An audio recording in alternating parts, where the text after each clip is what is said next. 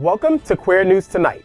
This is the world's first and only LGBTQ daily television news, broadcasting live and available on demand on your favorite streaming channels.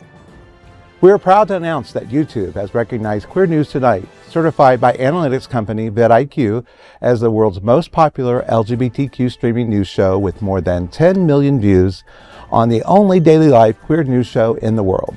We are proud to have more than 1,000 new subscribers in the last month, and that Queer News Tonight has more YouTube subscribers than any other LGBTQ brand in Florida. Over 500,000 of you have watched this show in the last 90 days. We thank you for watching and supporting our voice in our community. It is Thursday, January 9th. We are live and literally out of the closet and into the headlines. So many of your important stories we're going to tell on Queer News Tonight.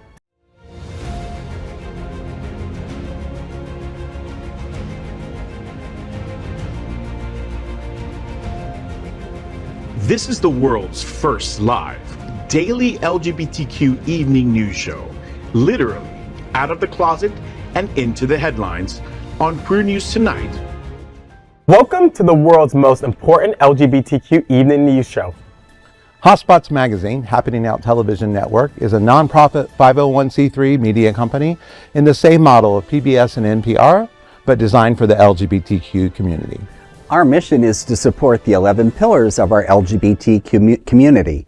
We want to inform and educate the key issues of lesbian, trans, Latino, Black, healthcare, seniors, students, faith, social justice, business, and queer culture. Help us support our community. We are part of one of the largest LGBTQ nonprofit media companies in America, Hotspots Magazine and Happening Out Television Network. In 2025, our magazine is celebrating 40 years of the LGBTQ experience, and Queer News Tonight is celebrating our 5th anniversary and more than 10,000 LGBTQ television stories. We will produce the 25th anniversary of our Stonewall Pride Parade and Festival on June 14th. Our magazine, events, television news, talk, and entertainment shows support our mission to educate the LGBTQ and broader community. Let's meet tonight's anchors at Queer News Tonight. Let's welcome anchor my big brother Vaughn Biggs. He is a community outreach coordinator at Holy Cross Health, a vice chair of the Ryan White Part A Planning Council, and a founding board member of Transat. Vaughn, Holy Cross is a sponsor for My Hollywood Pride this month and will be present during this event. Tell us about the 25th years of the Holy Cross Wilton Manors Clinic. It's just the beginning campaign. It is. It's amazing. We've got a lot of 25 years going on. Stonewall Pride is 25 years. Right. We've been, and people don't realize that the Wilton Manors Clinic has been here for 25 years now. Oh, right. So it's been amazing when you think about the LGBTQ community, and we now have doctors in the clinic, 3 doctors and a nurse practitioner, all focusing and specializing on LGBTQ plus healthcare. Mm-hmm. It's a great thing because when the clinic started, we used to do STI testing for gay men. When that first started there. So we've been around for this long, but people don't even realize there are 5 points that it's there, and it's kind of interesting. People, I didn't know that you guys were there. So, and then sponsoring Hollywood Pride, they had people pull out that couldn't sponsor Pride events, and so we decided to step up and help them. The biggest part that we're really looking at is they have it on Eventbrite, but they need volunteers, because one of the people that pulled out provided all the volunteers previously. They're not providing them now. So we're going to be we're working with Holy Cross to get volunteers for the event. And you can go through Hotspots and sign up for volunteers for Hollywood Pride, because they really are going to need those volunteers. But it proves to be a really big event. They moved it to a different location. This young circle. So yeah, it's going to be great. Oh, yeah. A great opportunity versus just down the street. So last year was my first time going. It was amazing. Honestly, right. It was a really good event. They had cocktail hours leading up to the event, but the event itself was such a great family-friendly event. Right. I liked it. It was very different than some of the other prides that we do. And I just love seeing all the kids around and just all the families together. It was just a beautiful thing. Right. Yeah, looking forward to it. Queer News Tonight looks forward to seeing you at My Hollywood Pride with Holy Cross Health, celebrating 25 years of the Holy Cross Wilton Manors Clinic. It's just the beginning on January 26th. Let's welcome anchor Larry Farver. He has over 20 years of experience in human resources, acting, film, radio, TV, live events, parade float design, production, and casting. Larry, there will be a screening of movies on the Drive, Star Wars Episode 6, The Fourth, A New Hope on January 10th at Hagen Park. It is open to all. Tell me what's happening. Yes, I'm excited because, I get more excited when I think about how many years ago this was. I remember in 1977, I went with my two aunts and my middle brother, and I was just a child then. And it was a great memory, though. We went, it was exciting, and it was the start of the series. First. The very first. Wow. So I'm excited about it. I hope that the weather holds out. I know it's been a little chilly, so I recommend folks going to check it out. More information is available on the wiltonmanors.gov site. It starts at 7. Historically, they've had concessions at Hagen Park. So I, encourage folks to come out, bring maybe a blanket or a comforter, some warmer clothes. I've gone with friends in the past, and, typically we'll bring some chairs. I've seen people bring blankets. I may bring my chairs and my blankets, and then certainly a beverage of choice. But it's a lot of fun. People get campy, so I imagine to see a few Darth Vaders, stormtroopers. Oh, do they talk back to the screen? Oh, yeah. Love that. Yeah. Yes, Princess Leia, C-3PO, and R2-D2. Hilarious. Last year, I went with some friends, and we saw the birdcage, so you can only imagine. Oh. So I'm looking forward to tomorrow evening, and hopefully, the conditions are right, and it looks good so far in the weather. So I encourage all the folks out there to go check it out. Again, I think it's a nice piece of history. Hopefully some new people can rediscover it that don't know the original Star Wars. Right, absolutely. And, It's a great family, Absolutely. community building event. So absolutely. And it brings everybody together, and it's a lot of fun. You have the folks, like I said, who come out and Star Wars drag. I'm sure you'll see it tomorrow night. It's great. So check it out. Great. Queer News Tonight looks forward to seeing you at the Movies on the Drive at Hagen Park on January 10th. Welcome anchor Buddy Frey. He supports many of South Florida's local nonprofit organizations like the Julian's Fountain of Youth and the Stonewall National Library Museum. Buddy, the South Florida Amateur Athletic Association Softball League is back under the 2025 Under the Lights season. The opening night falls on January 23rd. Tell me what's happening, buddy. Well, the softball league down here is a strong and an amazing long history of a lot of camaraderie and fun and laughter. It's going to be a great season. I encourage everyone to go to the softball website and check out the schedule of events for that night, and just, if you can, support the league. It's an amazing league. It brings down so many teams from around the country at different times with their different competitions. So I just encourage everyone to support the softball league like never before, because it needs all the love it can get, and it's a lot of fun. Yeah, no, I have a friend who plays, and he absolutely loves it. Found his community, found his family, quite frankly, through the softball league. It is an important community building event, and we have to support that aspect. Yeah, and a lot of the teams travel, to different other cities. So, it's a great time. Just go to the website. It's easy to find, and just check it out and see what's going on and support your teams. A lot of the sponsors are local businesses and bars, so support them as well. Absolutely. Queer News Tonight looks forward to seeing you at the SFAAA Softball League's 2025 Under the Lights season on January 23rd. Let's welcome anchor Gregg Shapiro. He is an inductee into the Chicago LGBTQ Hall of Fame. Gregg is the author of 2 short story collections and 7 books of poetry. Gregg, the Queer Yoga Club is hosting its first event of the year at Miami Yoga Garage on January 25th. Tell me what's happening, Gregg. Okay, well, personally, I don't like to be too relaxed, but I guess it's probably a really good thing for folks to get into the yoga, and I think it's a great idea, especially in the winter. You want to be someplace where you're staying kind of fit, right? If you don't want to go to the gym, you have the option to do that, because you know how we do like to pack on the pounds in the winter. But again, however, I follow the words of my personal savior, Miss Jean Brodie, and she says, quote, "For those that like that sort of thing, that is the sort of thing they like," end quote. It's going to be a great event. Queer Yoga Club is amazing. I have a lot of friends who do it. I haven't done it yet, but it's something that we should do. We should commit as anchors to do it. Yeah. Queer News Tonight looks forward to seeing you at the Queer Yoga Club on January 25th. And this is tonight's lead anchor, Dr. Edward Summers. He is the Executive Director of Pride Lines, one of America's most important community service providers to LGBTQ youth.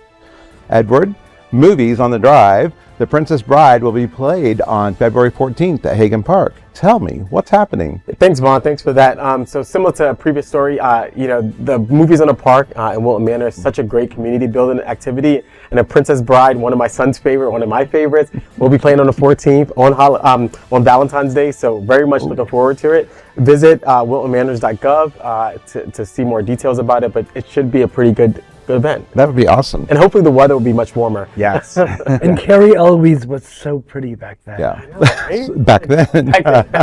Sorry. So was I. Queer News Tonight looks forward to seeing you at the Movies on the Drive, The Princess Bride, on February 14th. Now, let's dive deep into this big LGBTQ story for today. I am Dr. Edward Summers, and let's queer up the U.S. view. According to Meta, Facebook, and Instagram, gay people could be mentally ill. Yesterday on Queer News Tonight, you learned about the Mark Zuckerberg's Meta announcement of ending its fact-checking partnerships in the United States. And within a few hours, the LGBTQ community started facing the adverse consequences of Meta's controversial decision. The changes are allowing users to label gay people as mentally ill, describe women as property, and refer to transgender individuals as it. However, Meta is defending its decision, saying the move aims to reduce concerns about team bias. The updated hate speech policy still bans dehumanizing speech and harmful stereotypes, but permits exceptions. Meta is allowing allegations of mental illness or abnormalities based on gender or sexual orientation. Historically, homosexuality was wrongly classified as a mental disorder until it was removed over 50 years ago. Advocacy groups warn these policy changes will fuel discrimination and even violence. The platform insists it's working to balance free expression with safety. Queer activists, however, urge stronger protections amid rising hate crimes. As debates rage, Meta's policies leaves marginalized groups questioning their safety online. I'm glad that Queer News Tonight is covering this. I'm glad that they covered this yesterday. There's so much to unpack here with the story, but my fear is what we've already seen, particularly in our previous elections with misinformation. There has the potential to have so much misinformation out there to create false narratives, to mislead the populace, to mislead voters, to amplify political polarization, and to really undermine democratic institutions. That's a big, big thing for me. I'm here. Obviously, this opens us up to vulnerability for foreign influencers. We've seen that in the past as well, where people have tried to influence things like elections. I think it opens us up again to that. And I really do think that this limits people's full participation in our democracy. When you have the potential to spread false information, people go off of those informations. They make decisions based off that false information, and it limits your ability to fully participate in a democracy because you don't know what's backed and what's fiction. So there's a lot of harm that could come in this. The one thing that I think about having young children is the potential for bullying.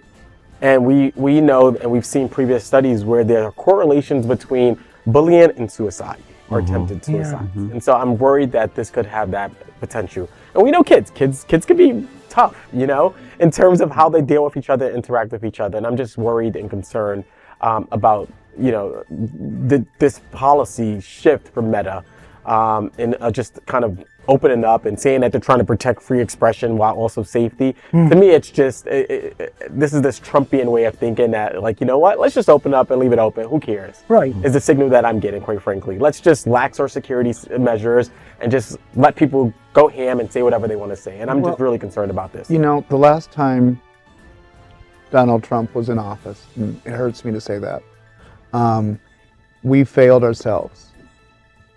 While this reflects greatly about who our president is and the state of our democracy and the people that run our country, it speaks a lot about who we are. Because we're the ones in power without realizing it. Now, we fail ourselves when we don't treat people with the same respect that we demand and act out on. I mean, we're failing ourselves.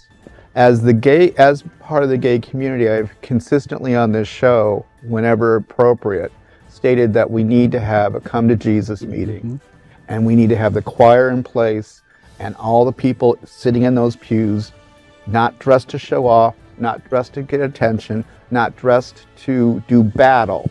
We're here to share our minds and know what the state of our community is. Because the more we sit and stand in our bars, the more we go to the drag shows, the more that we go to the softball games, the more we entertain ourselves until we come together as an honest group of people, realizing that we have a difference of opinion in every way, shape, or form, until we mobilize ourselves to say, this is who we are, this is what we want, this is where we want to go, and we look for that vision of where we want to go. We're just going to spin our wheels, because right now, as far as I'm concerned, the gay community is nothing but bars and drag shows and reality TV shows and the drama of it all. Well, we have to act like a community. And we're not. Right. We're not organized politically. Right. We do show up 20 minutes before a vote, but the rest of the 4 years, They're not paying attention. we're not paying attention because we're too worried about Right. having fun and being out and being gay and being whatever that means. Well, I can't take my attention away from Zuckerberg and his cheap-ass Tony Homeburn. And that man is so desperate for the affection he never got from his parents that he's willing to sacrifice the safety of others just so he can get close to Papa Trump, regardless of the old guy's lack of personal hygiene. It's not just being next to him, it's how much more money Of course, can he make. yes, he's buddying up to him. The money grab. So this makes me think a little bit about, we talked about, I think Project 2025, when you talk about removing all these restrictions and based on what Meta was saying. But I'm thinking back to, and Edward, you might know this story or whatever, but I saw not so long ago, it was an interview with a therapist in a group session. And there was a young man sitting there and he was talking about, my red button was right here and you're not to push my red button. And the whole time, everyone's talking to me, they're pushing my red button. And the therapist looked at him and said, why do you have the button there for them to push to begin with? And it makes me think, why are we letting them push our buttons? But that's why we need to have a community state of the community address going, here we are, this is where we're going, this is what we have, this is our strength, this is our weakness, this is what we need to work on. Right. Safety in numbers. Right. Yes. And we also need to have, by whether it's nominating or people stepping up, a step up in leadership. I mean, going back to what I saw, in the late 80s and 90s and organizing, we need to see more of that. We need more, people who can speak like a Pete Buttigieg on Fox News and really just speak factually, not get flustered and hold their own. We also need to train ourselves to know what that speech is. Gay marriage is not about religion. Gay marriage is about legalities and healthcare and inheritance and the sharing of finances and taxation. It has nothing to do with your form of Jesus. Right. Right. I love a lot of the points, and Buddy, your point of the state of the community. You've been raising alarms for a while now, and I think it's so important. I do think that there's a perception of who we are as a gay community, and then what happens. The perception is, we like bars and that's all we are, but there's so much work that does happen in our community, but yet we don't support it, right? At the levels that we need to support it. Right, because I think about, SAVE, I think about Equality Florida, I think about Safe Schools, I'm a part of several coalitions that are having conversations about, all right, what are we going to do? Like, how do we coalesce our community? But we also need to rekindle that fire that was lit by ACT UP, by Queer Nation, by those people, those activists. But it's not only that, we're more than just the community sitting around this table. We also are part of my neighborhood. I live in the burbs. I don't live in a gay neighborhood. I live in the suburbs. That's right. I'm still a part of that community. We need to be a part of the whole world, as well as we sit in our gayborhoods. Absolutely. Vaughn and I before the show was talking about I'm having conversations with Congressman Richie Torres from the Bronx, who's a part of a coalition of LGBTQ elected officials, and Vaughn was asking a question like, what are you saying? Like, how are we reframing it? Are we starting to talk more broadly, or are we just talking about LGBTQ issues? And to your point, I've started to write a little bit about this, about just framing it more broadly about, democratic principles, right? Like humanitarian issues. And so it's important that we do not just frame it as LGBTQ, but we are part of the much broader We're part of the human race. The fabric, But we need, to your point, Larry, we need to bring the entire community it's got to be more than the 50-plus-year-old. That's right. You're right. It's got to be more than, the younger generation needs to be educated in an intelligent way, so it's not sarcastic and demonstrative. I mean, it's like we all have to realize that, young man, you've got your right to walk down the street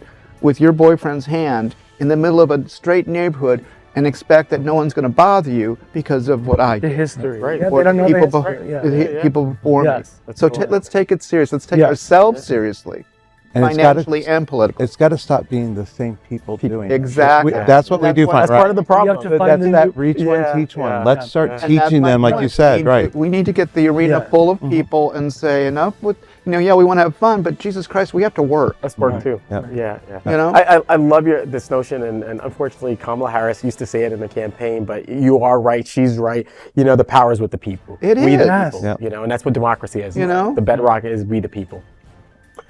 That is a big LGBTQ story for today. There is no other queer nonprofit media platform like this in the entire world. Support our LGBTQ stories by subscribing and sharing Queer News Tonight. I'm Von Biggs, and let's queer up health. Latest report on how gay men are doing with STI rates. The CDC's latest data reveals progress in combating the STI epidemic, particularly among gay men. Over 2.4 million STI cases were reported in 2023, but overall infection rates are declining. Gonorrhea cases dropped by 7% from 2022, marking a second consecutive annual decline. Primary and secondary syphilis cases also fell 10%, the first major drop in decades. Among gay and bisexual men, infectious syphilis cases declined 13% for the first time. However, congenital syphilis cases in newborns increased 3%, which is a stark improvement from 30% annual jumps. The CDC highlights that marginalized groups, including gay men, face harsher impacts due to stigma and inequities in healthcare. CDC urges that combating the epidemic requires innovation, investment, and targeted prevention. The report brings optimism, but they suggest stronger actions are essential to protect vulnerable communities. I think there's an important thing, and they highlighted it with the genital syphilis, and those rates are slowly increasing, but they're not as much as they used to be. But a lot of that is doing to I know for us at Holy Cross, we have a focus program that anybody comes in the emergency room, they get tested for HIV and syphilis and gonorrhea. They get tested for that automatically. It's not an opt-out. I mean, it's an opt-out. It's not an opt-in test. So therefore, you're able to catch those things. And that genital syphilis is so, once that's caught, it can be taken care of. And we're finding, when mothers come over from other countries or something like that and they've not been treated, that's where these start to happen. But because of efforts like Focus through Gilead that's done that, and other hospitals they're doing that opt-out testing, it's starting to change that demographic for us. Right. But as far as the gay men, it depends on what area you're looking at. Nationwide, it's always going to look better than it is certain populations like Broward County, which we continue to see increases in. Yeah, and it's similar to Miami. I love this story, but my challenge here is the fact that I know, speaking from a Pride Lines perspective, we have a clinic. We've seen decrease in funding to be testing, right? So in the past, we were able to do free HIV testing and STI testing. Well, now we get charged as a clinic for STI testing. And so it puts a burden on a clinic, an organization like Pride Lines, which is a nonprofit organization. We're not for profit. We don't charge people's insurance for the visit to the clinic. It puts a tremendous burden. And I will tell you, the cost per test is, just to send it to a state lab, is pretty expensive.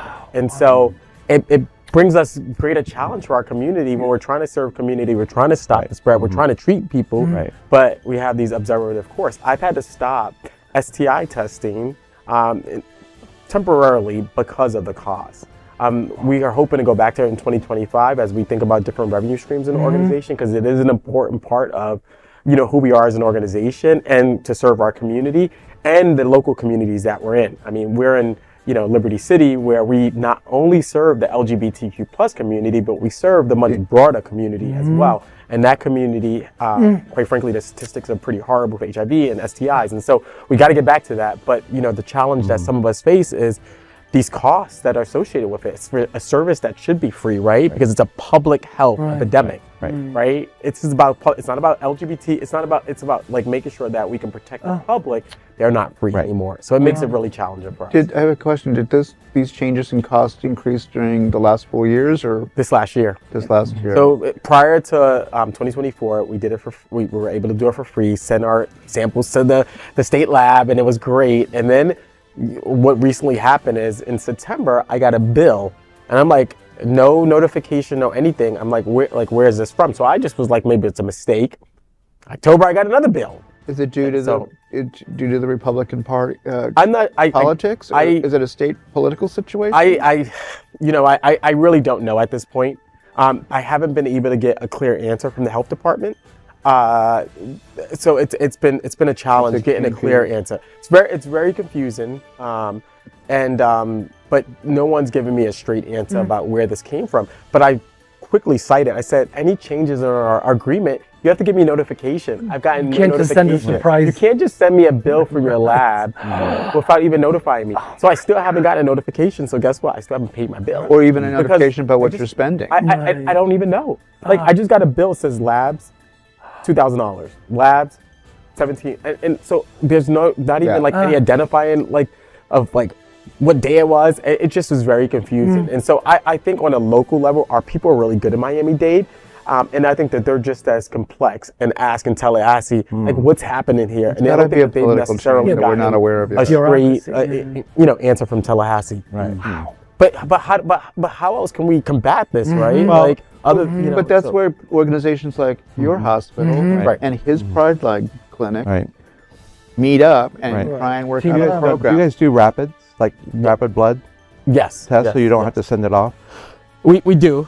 Again, the politics of this, and I know. we're getting charged for everything, everything. We'll talk. Let's talk. We'll talk Okay.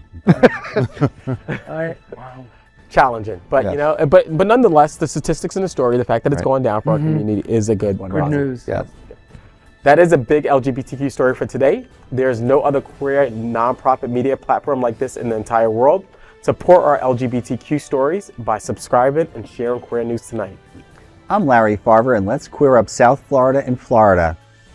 LGBTQ Florida braces for transition from Ron DeSantis to Matt Gaetz as Florida's next governor.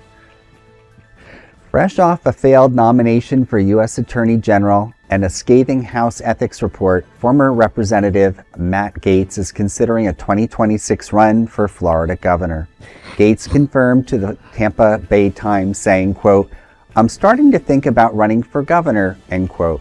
The controversial MAGA figure resigned from Congress after serving 4 terms following his nomination by Donald Trump. His announcement to run for governor follows a House ethics report accusing him of hiring prostitutes and drug use. The report also includes allegations of statutory rape, including involving a 17-year-old girl, which Gaetz denies. The Justice Department has previously investigated Gaetz for sex trafficking, but decided not to press charges. Despite years of scandal, Gaetz remains defiant, saying, quote, "Those lies have been told about me for years. They've never affected my ability to win elections," end quote. Gaetz describes himself as an economic populist and supports cannabis legalization. He is not good news for the LGBT community either. Gaetz recently picked up a hosting gig on One America News Network, which he made a controversial remarks on Democrats, drawing ire from across the country. Last year, President Joe Biden called for Congress to enact gun safety laws in the wake of shootings, on which Gaetz shared a post on Twitter, quote, "What about trans control instead?" end quote. This earned a backlash from out Representative Mark Pocan, who blasted Gaetz for prompting the idea that trans people are responsible for the school shootings epidemic. Florida has witnessed many acts of gun violence. It remembers the 2018 Parkland massacre, which claimed 17 lives. With Gaetz' potential candidacy, Florida's political future may face a new storm of controversy. Florida's queer community also fears Gaetz could follow in Governor Ron DeSantis' footsteps. DeSantis, a failed presidential candidate, pushed several anti-gay LGBTQ laws during his tenure. He is term limited next year and cannot run for governor again. His future is controversial with Trump's selection of Florida Senator Marco Rubio as Secretary of State. This means DeSantis must select an interim Senate seat, which likely means they will run for the seat in 2026, potentially blocking the governor from running. On our crazy Florida bingo card, we had no idea the LGBTQ community could face Ron DeSantis, and that moves to Matt Gaetz. As 2026 nears, the LGBTQ Floridians brace for what's next in his contentious political climate. Well, what can one say? I mean, he's a disgusting human. It's amazing that he's gotten this far and that there's still a political future for someone like that, even amongst the right. I mean, personally, I've always resented and I was raised not to be a hypocritical person, no matter what your political ideologies are. And the fact that there are people who want to see this man in spite of what repeatedly comes up. I mean, at some point you'd think people would say, if you hear it enough times, it's a fact. Where there's smoke, there's fire. Exactly. What are your thoughts? Well, we remember Parkland, but we also remember Pulse. Yes. I mean, talk about that's a really important thing. But let's also not forget that drug use and hiring sex workers didn't prevent Andrew Gillum from running for governor. That said, Gillum still would have been a better governor than Ron DeSantis, that's for sure. However, the worst and most embarrassing part about the story is that there may not be a single viable Democratic candidate who could run against and defeat Gaetz. That's really That's bad. well said. We need to identify one soon. 2 years will be here before you know it. Yeah, no, the scary thing is that in the state of Florida, despite the House committee's report, folks don't care, right? It's become normalized. This type of behavior with leading from our president-elect Donald Trump, this behavior has become normalized. So it's okay, whatever. There's a report, who cares? No one cares. But for me, as a person of color, this brings up a much larger issue of, had it been somebody who looked like me, would have been swept underneath the rug? Would I have the same privileges as a person like him? And this goes back to sort of the old boys club, this privileged white, if you're a white, cis, hetero man, it's okay, but let it be a gay person, let it be a person of color, I don't think this will fly. Well, you made an important point, because Gaetz' father was very politically, he was a politician for many, many years in this state. And so he has a large network and a large donor base, and Matt is in the district he's in because it's a very red district and it's planned that way. But I'm trying to be optimistic here instead of always screaming enough, and let's be real. His OAN debut was a disaster because he's saying ridiculous stuff and he looks stupid on top of it physically and with all the makeup and all the crap. But let's see what happens in 2 years. I mean, we had the rumors about Laura Trump running her, and that crashed and burned. So in 12 months, I'm going to be more serious about this, but let's see what the next 12 months go on, how much of an ass Matt makes out of himself, and who does he piss off? Because he's got a big mouth, he's feeling pretty cocky, so he thinks he can say whatever he wants and not make enemies. Well, let's see how far that goes. Well, and again, we need to do whatever we can do to get together as a community. His past attacks on our trans brothers and sisters. I agree. It's just, a foreshadowing of what's yet to come. And we really need to organize, like you said, buddy. Absolutely. I just makes me wonder what's behind the curtain. Yes. Is this hey, look over here, while over here they're planning something else? All distraction. Yep. And that's why I'm saying, let's see what the next 12 months go. Doesn't mean we don't prepare, doesn't mean we don't organize and talk and compare notes. But 12 months, a lot of things can go wrong in 12 months. Yeah, you're more optimistic than I am. And I like the optimism. I'm trying. And I want to be hopeful, but I'm reminded of what just happened. Yeah. And what we're faced with. I'm clear. And to your point earlier, this is a reminder of who we are as a people. Right. So let's see. Yep. I like your optimism. That is a big LGBTQ story for today. There's no other queer nonprofit media platform like this in the entire world. Support our LGBTQ stories by subscribing and sharing Queer News Tonight. I'm Buddy Frey. Let's queer up South Florida and Florida. Out Jonathan Welsh becomes Director of Marketing Communications at Care Resource. Out member of the South Florida LGBTQ LGBTQ community, Jonathan Welsh is a seasoned community leader and communications expert. Has taken on a new role as Care Resources Director of Marketing Communications. Welsh, who holds a Bachelor of Science in Public Relations and Political Science from the University of Miami and a Master's of Public Administration from Barry University, brings over a decade of impactful experience to one of the nation's most important healthcare providers, especially for the LGBTQ community. Welsh's career includes serving as a site director for Florida's youth development programs, strengthening community links as a United States Peace Corps volunteer addressing HIV and AIDS, and mobilizing patients with chronic health conditions for health care, advocacy at state and federal levels too. In his new role, Welsh aims to spotlight Care Resources' mission to improve health outcomes, foster equality, and uplift South Florida's community in general. On January 7th, he shared a heartfelt Facebook post to celebrate this milestone. All of us at Queer News Tonight sincerely congratulate Jonathan Welsh. May your leadership continue to inspire and create meaningful change for the LGBTQ community and beyond. Now, I don't know Mr. Welsh personally. I've just been recently introduced to him, who he is and what he has done the last couple weeks, and this is the kind of story that we really need to celebrate on. Mm-hmm. We talk about so much political angst and drama that it's nice to have a nice celebratory story about someone who's doing and working his ass off for the benefit of everybody, LGBTQ or not. Yeah. Is he someone you guys cross paths with? Yeah, I cross paths with him all the time. He's a great guy. He's been a big advocate for ours. We try to collaborate as much as we possibly can. And he's a great guy. Just a force down in Miami-Dade County. I really like him a lot. And congratulations, Jonathan. Yep. It's amazing. That's great.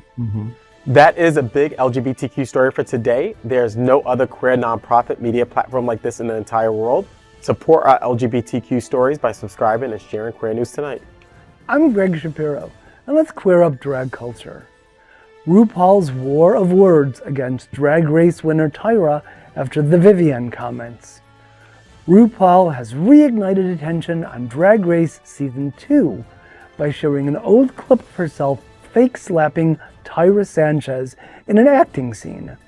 The post is widely seen as RuPaul's reaction to Tyra's recent derogatory social media posts mocking the Vivienne's tragic passing. The Vivienne, the first ever Drag Race UK winner, passed away at just 32 last week. After the news of her demise, Tyra Sanchez, who was the Season 2 winner of Drag Race, shared multiple posts making light of her passing. One of them referred to a 2020 tweet by the Vivienne. Drag stars such as Candy Muse and Tace called Tyra's comments disgusting and distasteful. RuPaul's recent video post of fake slapping Tyra has been interpreted as her rebuke of Tyra's actions. LGBTQ+ communities and celebrities, including Ariana Grande and Russell Tovey, have mourned the Vivienne, celebrating her as a trailblazing icon. RuPaul has also shared an emotional tribute to her legacy.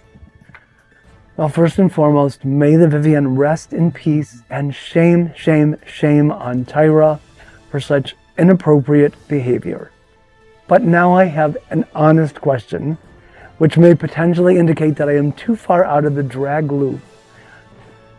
When they talk about shade, they're always, when you watch Drag Race and they're always just going after each other, even I get a little like, ew. Yeah. So how much shade is too much?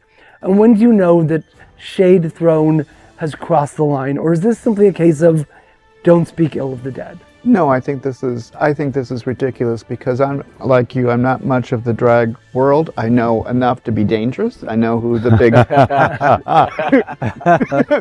I know the big names. I have a few friends who are in drag. We have friends here at the table that are in drag. Right. And I just don't understand how, as a community, the drag community was always supportive and always raised money and was there to be funny and cute and take our minds off the realities of our life. But there's some Suddenly it has changed. And I don't know if it's with RuPaul and this reality show bullshit, where it's like the more dramatic it is, the more FaceTime I get, the more time on camera I get, the more people I have liking me. drag was never this destructive. Well, And it's at that point where somebody passes away and we have no manners. It's the competition within our own community, within the drag performers. You look at the people who come back, and there's sometimes these vindictive, Bitter. past Vendettas histories between them, and it's like, come on, you're taking it too seriously. This is comedy, folks. This is lighthearted. You know, Except there's money at reality stake. You of think the reality money is TV. the- That's right. It does. It's right? the reality TV, and it's the last 25 years with reality TV. Yes. It's like gay, straight, or whatever. It's all about destroying. Well, and it's interesting because we have several South Florida contestants on RuPaul. Right. Susie Toot is one, and I'm not recalling the others. Lucky Lucky Star. Star. Yes. Yeah. But I hope Yeah. that there's none of this going on with these contestants. I mean, I think at the end of the day, we have to hold our community to Yes. higher standards. Yes. Quite frankly, we already have enough attacks from everyone else. Yes. Why attack each other? And Yes. to your point, Greg, don't speak ill of the dead. Right. Period. Yep. So it is that, yeah. But it's also just be classy. I mean, if you're It's just fighting, a who ballpark. cares? Get over The it. person's gone now. Yes. It's anyhow. That is a big LGBTQ story for today. There's no other queer nonprofit media platform like this in the entire world. Support our LGBTQ stories by subscribing and sharing Queer News Tonight.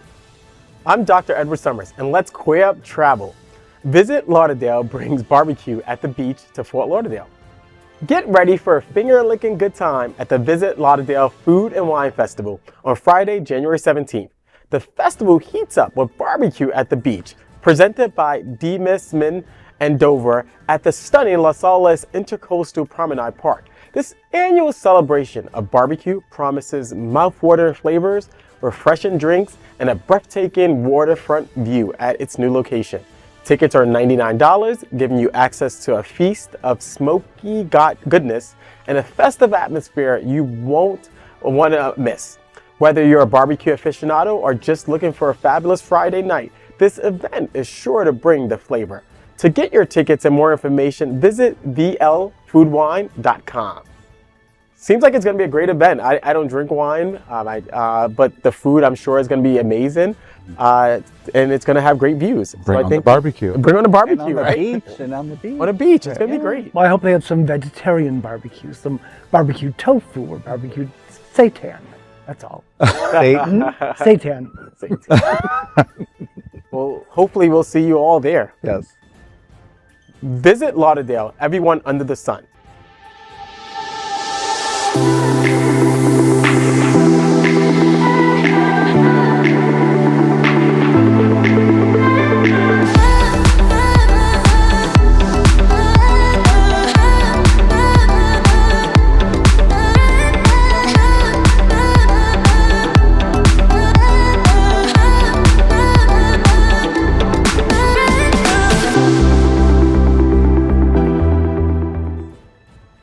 That is the big LGBTQ story for today. There's no other queer nonprofit media platform like this in the entire world. Support our LGBTQ stories by subscribing and sharing Queer News Tonight. Those are today's headlines from Queer News Tonight.